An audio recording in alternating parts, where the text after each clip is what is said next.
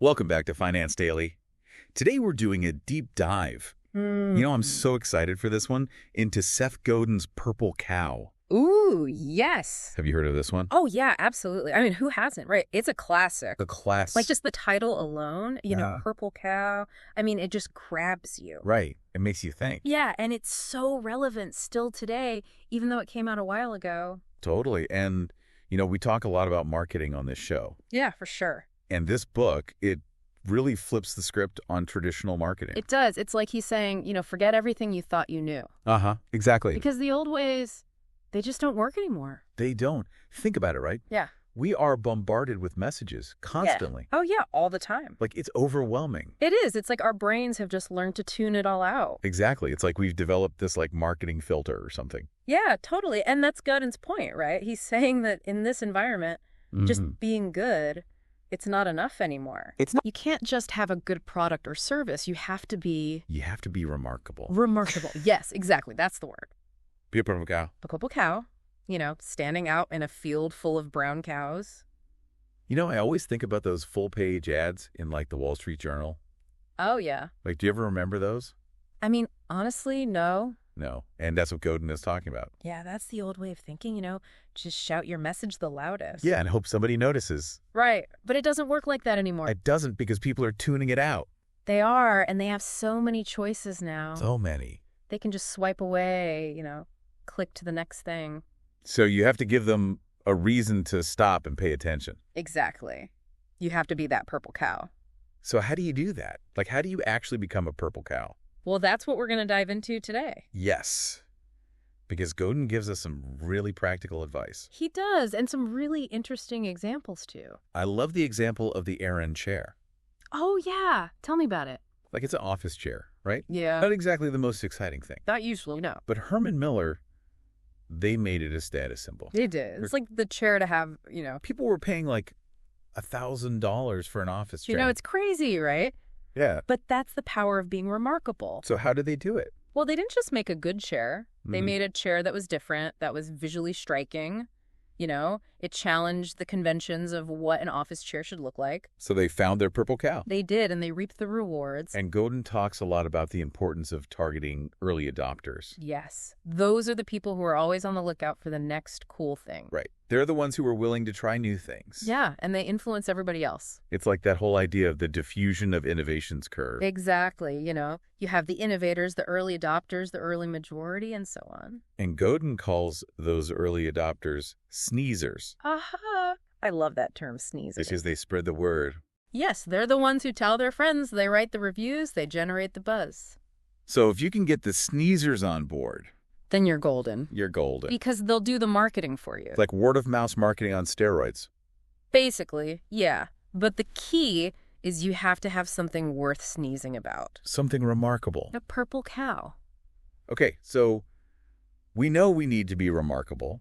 Right. But how do we actually find our purple cow? That's the million-dollar question. That is the question. And luckily, Godin gives us some answers. He does. He gives us some strategies, some things to think about. Like what? Well, first you have to really understand your target market. Yeah. Who are you trying to reach? What do they want? What are their pain points? What are they bored with? Yes. What's the same old in your industry? And then how can you do something different? Exactly. How can you shake things up? How can you stand out? So it's not just about being different for the sake of being different. No, it has to be meaningful. It has to resonate with your audience. Yeah. It has to be a purple cow that they actually care about. And I think that's a great place to leave it for today. Yeah, we've covered a lot of ground. But we're just getting started. Oh, yeah. There's so much more to explore in Purple Cow. So make sure you tune in next time.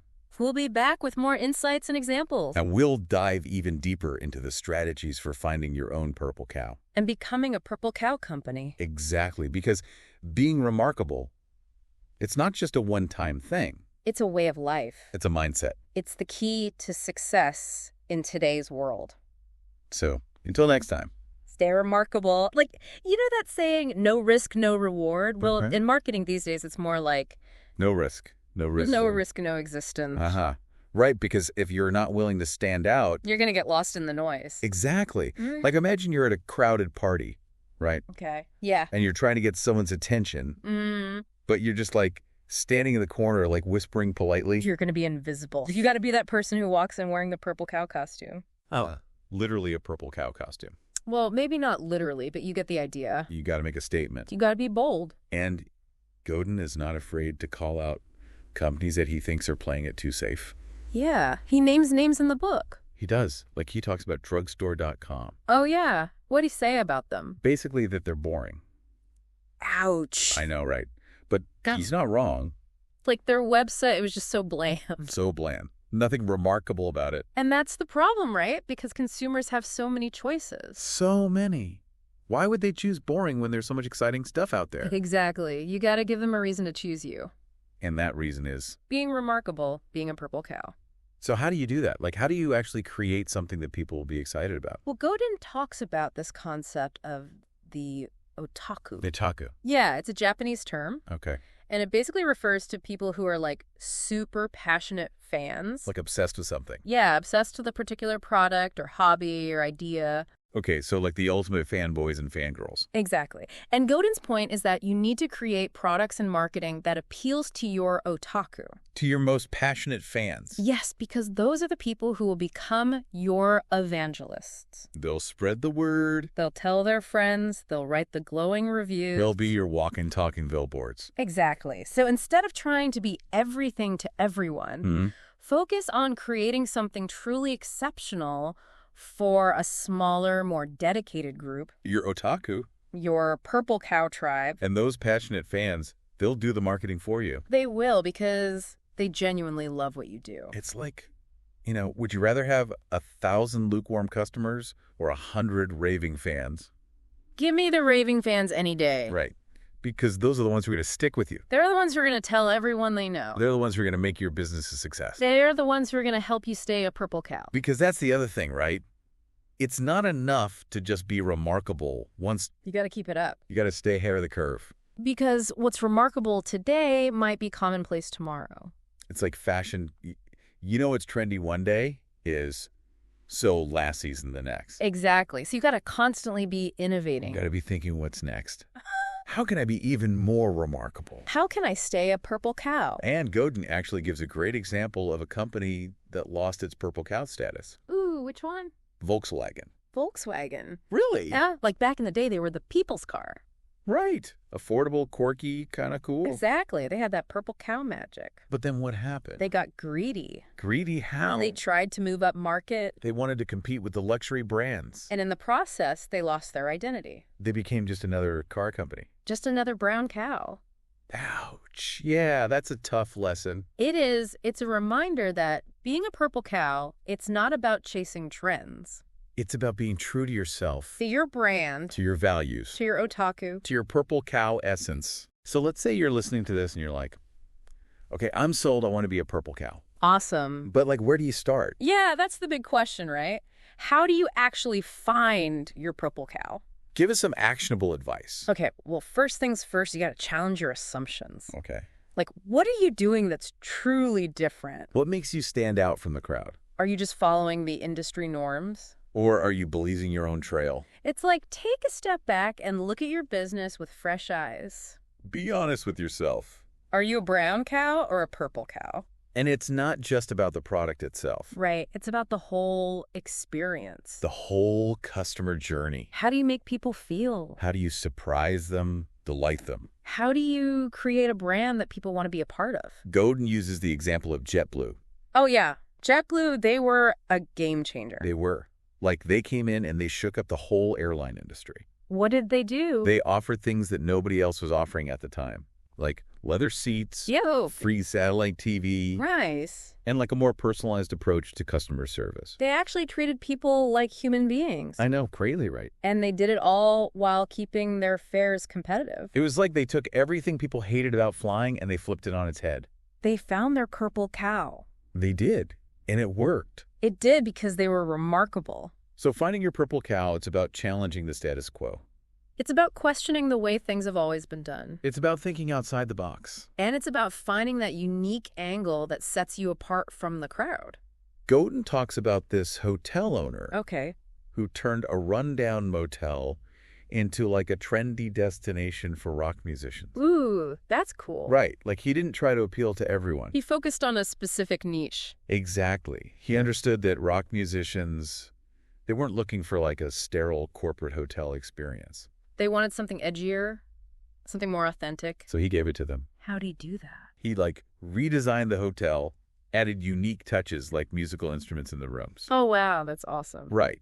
And he even invited up-and-coming bands to stay for free. Smart move. It created this sense of community. He created a purple cow in the hotel industry. He did. And it worked because he was laser-focused on his target audience. And he wasn't afraid to break the mold. So sometimes being remarkable, it's not about being big and flashy. Sometimes it's about the little things. The details. The things that show you care. The things that make people feel special. The things that make you a purple cow. It's almost like that, you climb to the top of the mountain, you plant your purple cow flag. You're king of the world. Right, but then what? You can't just stay up there and admire the view. You got to keep climbing. You got to keep pushing. Because the world keeps moving. It does, and the competition is always right behind you. So how do you stay a purple cow?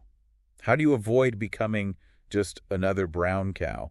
Well, Godin gives us some really good advice in the book. Like what? What's the secret sauce? Well, first of all, you got to realize that being a purple cow, it's not a destination.